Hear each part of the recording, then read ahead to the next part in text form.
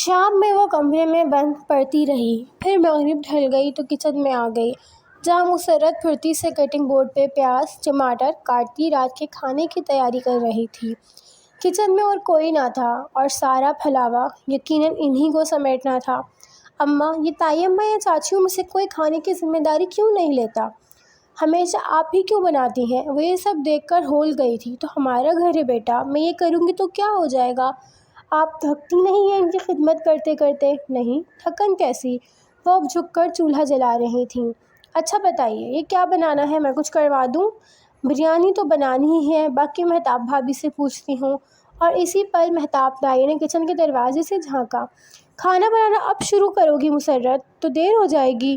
مسرت چولہا جلاتے فوراً پلٹی۔ جی بھابھی، بس شروع کر رہی ہوں، آپ بتائیں بریانی کا وسیم بیٹا کہہ کر گیا تھا، اور ساتھ کیا بناؤں؟ وہ دوپٹے سے ہاتھ پوچھتے ان کے سامنے جا کر پوچھنے لگی۔ ساتھ مٹر قیمہ بنا دو، کباب بھی تل لینا اور دوپہر والا اروی گوشت بھی گرم کر لینا، اور آلو کا سالن بھی بنا لو، اور سلاد رائتا بھی نہ بھولنا۔ جی، اور میٹھے میں؟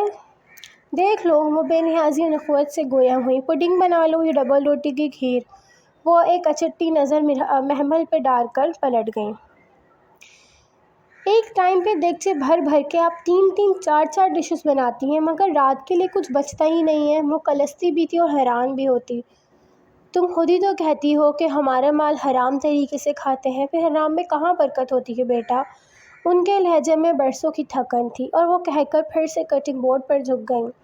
وہ بالکل چپ سی ہو گئی۔ واقعی، کیوں یہاں دیگچے کے دیگچے ایک وقت کے کھانے پہ ختم ہو جاتے تھے؟ اس نے تو کبھی پہلے اس پہلو پہ سوچا ہی نہ تھا، اور اماں بھی ان کے ہر ظلم و زیادتی سے آگاہ تھیں، پھر بھی چپ چاپ سہے جاتی تھیں۔ ہمارا مال، دل میں ایک کانٹا سا چبھا۔ 11 برس قبل، ابا کی ڈیتھ سے پہلے، یہ فیکٹریاں، یہ جائیدادیں، بینک بیلنس، یہ امپورٹ ایکسپورٹ کی پوری بزنس امپائر سب ابا کا تھا، اور یہ آغا کریم خان، یہ راجہ بازار میں کپڑے کی ایک دکان چلاتے تھے۔ غفران چچا ایک معمولی سی کمپنی میں انجینئر بھرتی تھے، اور آرزو کے والد اسد چچا، وہ تو وسیم کی طرح تھے، بے روزگار، نکمے، نکٹو اور نالائق۔ پھر کیسے ابا کے چہلم کے بعد وہ اپنے اپنے کرائے کے گھر خالی کر کے باری باری ادھر آ بسے۔ یہ آغا ابراہیم کا گھر، آغا ہاؤس، 3 منزلہ عالیشان محل نما کوٹھی تھی۔ نچلی منزل پہ آغا جان کی فیملی نے بسیرا جمایا، بالائی پہ فضا چچی نے، اور سب سے اوپری منزل پہ اسد چچا کی فیملی کا قبضہ تھا۔ وہ چند دن کے لیے آئے تھے، مگر پھر وہ چند دن کبھی ختم نہ ہوئے۔ بات پہ بات جگہ کی کمی کا رونا رویا جاتا، یہاں تک کہ ماسٹر بیڈ روم سے مسرت اور محمل کو نکال کر اسٹور میں شفٹ کر دیا گیا۔ وہ اس وقت چھوٹی تھی، شاید 9 10 برس کی، مگر جیسے جیسے شعور کی منزلیں پار کیں تو اندر ہی اندر لاوا پکتا رہا۔ اب تو عرصہ ہوا اس نے دبنا چھوڑ دیا تھا۔ گھر کے مردوں کے سامنے تو خیر وہ زبان بند ہی رکھتی، مگر تائی چچیوں سے برابر کا مقابلہ کرتی، اور کزن تو کسی کھاتے میں نہ تھیں۔ لیکن اس زبان چلانے کے باعث اس پہ سختیاں بڑھتی گئیں۔ وہ محض زبان سے جواب دے سکتی تھی، مگر تائی اماں وغیرہ دوسرے حربے بھی استعمال کرتے۔ جب سے اس نے اپنی ذاتی جیب خرچ کے لیے ایک دوست کے والد کے ٹیوشنز میں اکیڈمی میں ٹیوشنز دینا اسٹارٹ کی تھیں، اس کو گھر واپسی میں دیر ہو جاتی، اور نتیجتاً یا قصداً اس کے لیے دوپہر کا کھانا نہ رکھا جاتا۔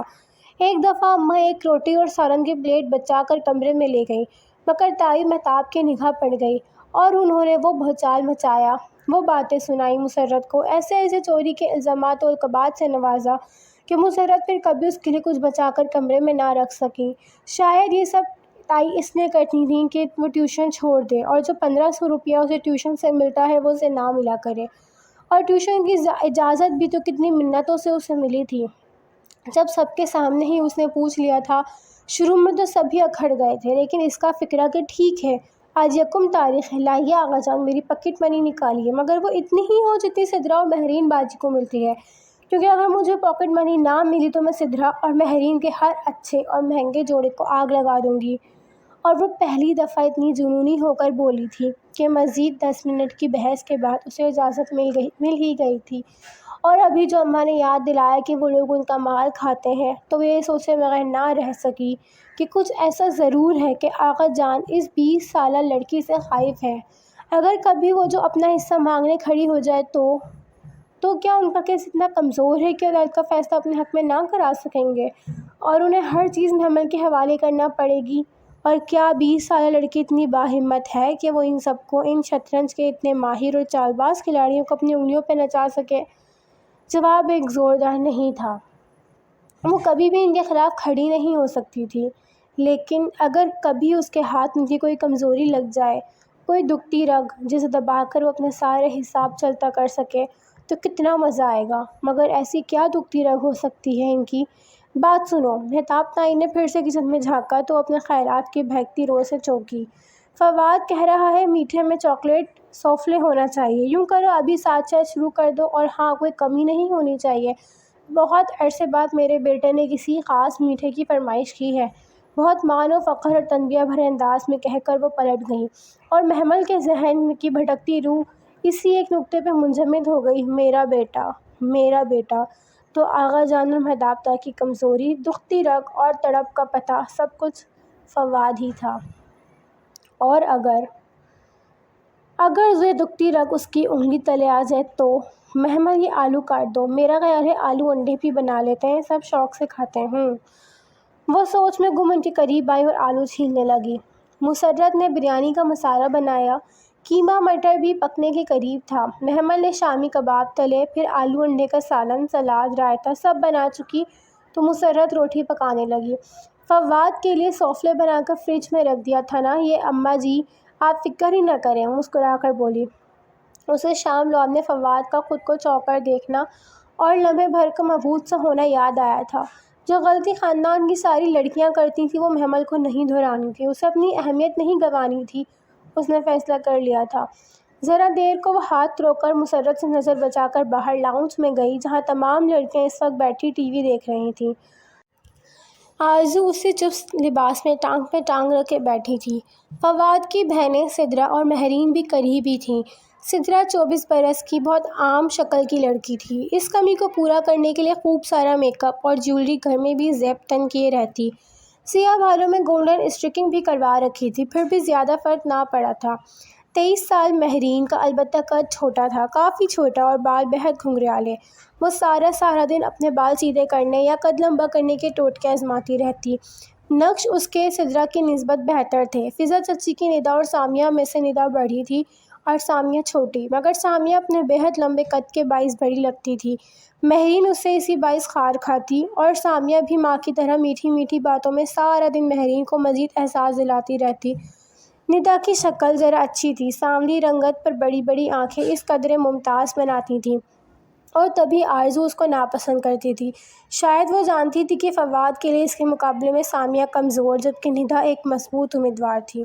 فواد کی بہنیں سدرا اور مہرین تو BA کر کے ہی پڑھائی چھوڑ چکی تھیں، جبکہ 22 سالہ سامیہ، 23 سالہ ندا BA کرنے کالج، اور 23 سالہ آرزو ماسٹرز کے لیے یونیورسٹی جاتی تھیں، اور آرزو مر مر کر پاس ہونے والوں میں سے تھی، اور اس کی یونیورسٹی پہنچ جانے کی بڑا وجہ آقا جان کی سفارشیں تھیں۔ یہ سفارشیں سدرا اور مہرین کے وقت بھی کام آ جاتیں، اگر جو انہیں پڑھنے کا رتی برابر بھی شوق ہوتا۔ بات سنیں، اس نے بظاہر عجلت میں سب کو مخاطب کیا۔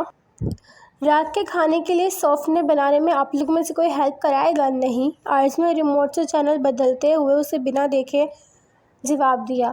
ندا اپنے ناخنوں پر سے کیکٹس کھرچ رہی تھی۔ لمبی سی سامیہ فوراً فون کی طرف متوجہ ہو گئی۔ مہرین نے چہرے کے آگے رسالہ کر لیا، اور سدرا بہت احماق سے اسی وقت ٹی وی دیکھنے لگی۔ چلے فائن، وہ واپس کچن میں آ گئی۔ ڈائننگ ہال میں روز کی طرح کھانا کھایا گیا۔ محمل ہمیشہ کی طرح سب سے آخری کرسی پہ موجود تھی، جو آغا جان کی سربراہی کرسی کے بالکل سیدھ میں تھی۔ مسرت ادھر ادھر چیزیں پکڑاتی پھر رہی تھی۔ میٹھا لے آؤ۔ کھانا ختم ہوا تو مہتاب تائی نے محمل کو اشارہ کر کے کہا۔ مسرت ابھی جھوٹے برتن اٹھا کر کچن کی طرف گئی تھی۔ میٹھا تو آج نہیں بنا، وہ بہت اطمینان سے بآواز بلند بولی تو سب چونک کر اسے دیکھنے لگے۔ مگر فواد نے الجھ کر ماں کو دیکھا۔ میں نے کہا تھا نا کہ چاکلیٹ سوفلے بنانا ہے۔ جی، مگر آپ کا چاکلیٹ سوفلے نہیں بنا۔ محمل، یہ کیا بدتمیزی ہے؟ تائی اماں نے گھر کا بدتمیزی؟ فواد بھائی، آپ یہ کھانے کی ڈشز گنیں، بریانی، مٹر قیمہ، اروی گوشت، آلو کباب، سلاد، رائتہ، ذرا گن کر دیکھیں۔ یہ سب اماں نے اکیلے بنایا ہے۔ میرے ایگزامز ہو رہے ہیں، میرے پاس وقت نہیں تھا کہ بناتی، اور آپ کی ان بہنوں سے کہا بھی کہ فواد بھائی کے لیے سوفلے بنانا ہے، ہیلپ کروا دو، مگر سب نے انکار کر دیا۔ اب اتنا سب کرنا اور اوپر سے میٹھا بنانا ہمارے بس سے باہر تھا۔ سوری، میں کل بنا دوں گی۔ اگر میری ماں کی تھکن سے بڑھ کر آپ کو اپنا ٹیسٹ عزیز ہے تو میں انہیں کہہ دیتی ہوں۔ اماں اماں، اس نے آواز لگائی، اور جہاں لڑکیاں بے چینی سے پہلو بدل رہی تھیں اور مہتاب طاہر کچھ سخت سنانے ہی لگی تھی، وہ کہہ اٹھا، نہیں نہیں، اٹس اوکے، میں نے خیال نہیں کیا کہ تمہارے ایگزام ہے۔ اور ممی، اس نے ماں کو تنبیہ نگاہوں سے دیکھا، کچن کا کام صرف مہمان و مسرت چچی کی ذمہ داری نہیں ہے، ان ساری نواب زادیوں کو بھی کہا کریں ہاتھ تو بٹا سکتی ہیں۔ ہاں تو کرتی تو ہے۔ ہاں ٹھیک ہے۔ آغا جان نے نیپکن سے ہاتھ صاف کرتے ہوئے بات ختم کرنا چاہی۔ جوان بیٹا تھا، اس کی بات کے آگے اپنی بات کمزور لگ رہی تھی۔ مہتاب طاہر نے پہلو بدل کر رہ گئیں۔ نائمہ چچی زہرے لب کچھ بڑبڑائیں، اور تو اور فضا چچی بھی خاموش سی ہو گئی تھیں۔ لڑکیاں الگ شرمندہ، وہ اطمینان سے فواد کے اٹھنے سے قبل ہی اٹھ گئی تھیں۔ مسرت کو برتن اٹھانے سے پہلے تو علم بھی نہ ہوا کہ کیا ہوا، اور جب ہوا تو معافی تلافی کرنے لگی۔ اندر آ کر محمل کو بھی ڈانٹا، مگر وہ پرواہ کیے بغیر کتابوں میں سر دیے بیٹھی رہی۔ فواد کے اٹھنے کے بعد یقیناً تائی نے بہت سنائی تھی، مگر فواد کے الفاظ کا اثر ظاہر نہیں کر سکتی تھی۔ اس کے گھر میں ایک مضبوط حیثیت تھی، اور پہلی دفعہ کسی مضبوط حیثیت والے نے محمل اور مسرت کی طرفداری کی۔